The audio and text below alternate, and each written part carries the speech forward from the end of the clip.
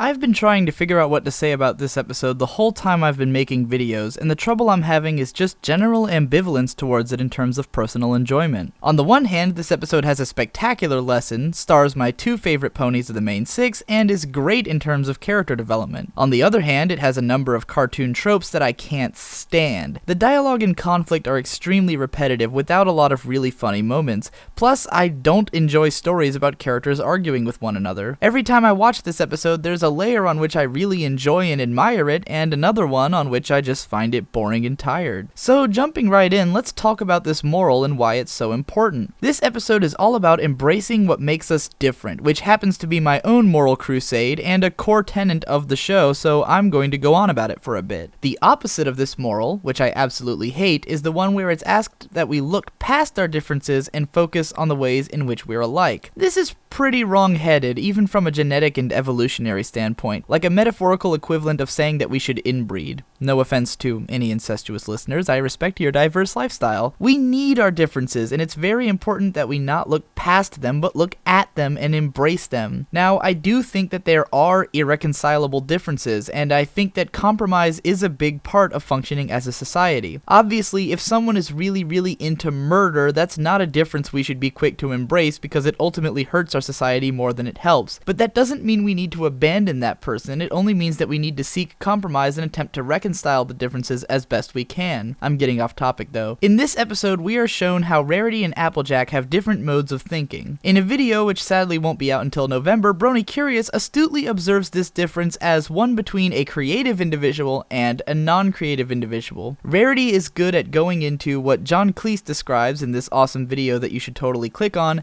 as the open mode of creativity. She sees the world as something that she can play with and express herself with. Applejack is always focused on the task at hand and thinks in terms of the big picture. However, she doesn't know how to enter a creative mode and concentrate on the more detailed aspects of whatever she's doing. Rarity is creative, but she can't control what things she becomes fascinated with. She becomes absorbed in the minor details of the first thing that catches her eye without relating that thing to the greater whole of the situation. These opposite modes of thinking lead the two ponies to have extremely different sets of values and very different tastes. However, the things which make them different are what make them functional. Applejack offers Rarity focus and drives her in the right direction, while Rarity compensates for Applejack's lack of ideas. While Applejack is the one who recognizes this dichotomy and communicates it to Rarity, it is not framed as if one of them has the correct mode of thinking, nor is either of them expected to take on the other's mode of thinking in addition to their own. They remain individuals, but ones whose collaboration makes them a greater whole. This is the essence of harmony, and in many ways is the central lesson of the entire show. At the end of the episode, both of the girls are still set in their ways. Neither of them has had to break their own values to comply with the others.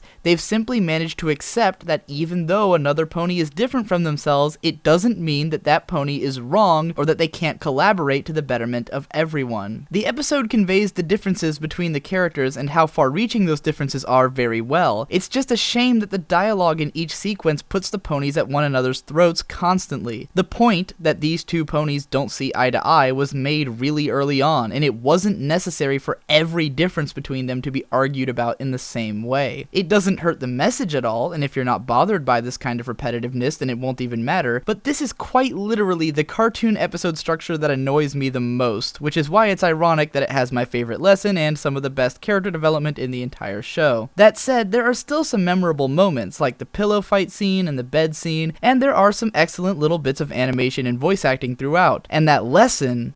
But I found out that if you embrace each other's differences, you just might be surprised to discover a way to be friends after all. So good I could cry. Roll the promotions. It always